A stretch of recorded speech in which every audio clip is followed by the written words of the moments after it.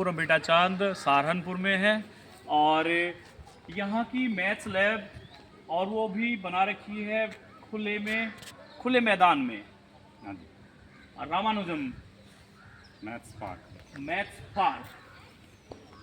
हमारे साथ में है पीजीटी मैथ्स श्री राकेश कुमार जी और टीजीटी मैथ्स क्षमा तिवारी में। आइए जानते हैं इस पार्क के बारे में। सर, इस पार्क को बनाने का आइडिया आपको कैसे आया? एक्चुअली आजकल जो है मैथमेटिक्स में जो है बच्चों का रुझान जो है वो थोड़ा सा घट रहा है, तो हमने सोचा क्यों ना एक्टिविटी बेस्ड बनाया जाए मैथमेटिक्स को। और फिर हमने एक ये आइडिया लिया कि ओपन में हम इस तरह के हमारे प्रैक्टिकल्स वगैरह होते हैं मैथमेटिक्स में, हमारे बच्चा करके सीखे। कुछ हमने एक आइडिया लिया, ये हमारा जो साइन है ये पाई का साइन है और इस पर हमने इसका फ्रंट जो बनाया है रामानुजन मैथ्स पार्क साइन लेकर बनाया है, जिससे कि पता लगे ये मैथमेटिक्स पार्क है। इसमें जैसे आप बोर्ड क्लासेस को आप पढ़ाते हैं 11th और 12th को, तो 11th और 12th के लिए यहाँ क्या उनको बेहतर लगता है और किसको सीखने में उन्हें मदद मिलती है? हमने एक्चुअली जो डिज़ाइन किया है उसको वो सभी क्लासेस को ध्यान में रखकर बनाया गया है। जूनियर जैसे 6, 7, 8, 9, 11, 12 सभी का यहाँ पर मटेरियल जो है हमने इंक्लूड किया है। आइए वैसे हम थोड़ा सा आपको बताएंगे। चलिए जैसे हम स्टार्ट करते हैं जी। ये हमने कुछ फार्मूलेज बोर्ड बनाए हैं, जैसे क्वाड्रेंट्स हैं, और 11th क्लास में ये क्वाड्रेंट्स जो हैं पढ़ाया जाता है। बच्चों को ट्रिग्नोमेट्री की नॉलेज देनी है, तो ये बहुत नेसेसरी है।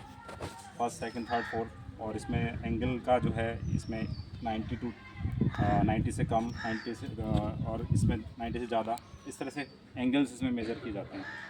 इस मैथ्स पार्क को बनाने के बाद में बच्चों का क्या रुझान आ रहा था इसमें? बच्चे एक्चुअली कुछ ऐसे टॉपिक्स हैं जिन्हें समझना बड़ा डिफ़िकल्ट है। एक ये मॉडल है आपके सामने, ऑक्टेंट मॉडल। क्लास 11 का पूरा चैप्टर इससे हो जाता है। 3D चैप्टर जो है, इससे बच्चा प्रैक्टिकल बेस्ड नॉलेज लेता है। और इस पर हमने 1-2 वीडियोज़ यहाँ पर बनाई हैं, जिससे बच्चा अगर एक बार क्लास में पढ़ रहा है वो चीज़ें समझ में नहीं आ रही। एक्चुअली ऑक्टेंट मॉडल को बच्चों को ऐसे समझा पाना बड़ा मुश्किल है। जैसे आप बताओगे कि भाई इसमें 8 ऑक्टेंट है, 1, 2, 3, 4। यहाँ जब आप पढ़ाते हो बच्चा बिल्कुल एक्चुअल ज्ञान लेता है, उसका यहाँ पर सीखता है वो करके। एक एक उसके साइन समझ में आते हैं। इसका फर्स्ट क्वाड्रेंट है, ये सेकंड है, थर्ड है, यहाँ पर पोजीशन किसी पॉइंट की क्या होगी, यहाँ क्या होगी, वो एक्चुअल देखकर सीखता है उसको। तो बच्चे बड़ा इसको मतलब वो कर रहे हैं, अप्रिशिएट कर रहे हैं, इससे सीख रहे हैं। अच्छा जी, क्षमा मैम, जी सर। आप जैसे 6th क्लास या 7th क्लास या 8th क्लास को जैसे आप लोग यहाँ, उनके लिए फन वाली चीज़ें क्या है यहाँ? फन वाली चीज़ सर, जैसे बच्चे यहाँ पर सीखते हैं, जैसे हमने बता दिया क्लास में कि ट्रायंगल हमारे 2 तरह से किए जा सकते हैं, कि एक क्लासीफाई, एक तो साइड के अकॉर्डिंग और एक एंगल के अकॉर्डिंग। लेकिन जब वो यहाँ पर आकर देखते हैं जी, तो उन्हें वो चीज़ें ना प्रैक्टिकल लाइफ में जब वो उसको देखते हैं तो ज़्यादा उनके देर तक उनके माइंड में रहता है, और कहीं पर भी वो अपने प्रैक्टिकल लाइफ में उन चीज़ों को उनसे मिला सकते हैं कि हाँ ये हमें इस तरह से मिल रहा है। ये साइड के अकॉर्डिंग, जैसे ये हमारे एंगल के अकॉर्डिंग दिए गए हैं, ये हमारे साइड के अकॉर्डिंग दिए गए हैं। इन चीज़ों को वो रोटेट करके भी देख सकते हैं कि कैसे ये रोटेट हो सकते हैं ये 2 डायमेंशनल फिगर से, जैसे ये हमारा एक 2 डायमेंशनल फिगर है सेमी सर्किल। अब कैसे 3 डायमेंशनल इसको अगर तेजी से घुमाएंगे तो हेमिस्फीयर बन लगेगा जाएगा। कि कैसे ये हेमिस्फीयर बना जा रहा है। 2D से 3D में कन्वर्ट हो जाएगा, वो बच्चे को एक्चुअल करके सीखता है। सर्किल दिया गया, अब इसको अगर हम घुमाएंगे तो उन्हें पता चलेगा हाँ ये स्फीयर बन रहा है, कैसे सर्किल से स्फीयर बन रहा है। तो ये सब चीज़ें बच्चे यहाँ आके 6th 7th के जो बच्चे आते हैं बहुत इंजॉय करते हैं इन सब चीज़ों को देख के। हमारे बचपन में ऐसी कुछ चीज़ें उनका अभाव था, जी जी जी। और चूँकि आप लोगों ने मेहनत की है और इसको डेवलप करने में मदद की है, तो प्राचार्य जी की तरफ से इस बारे में क्या सहयोग मिला आप लोगों को?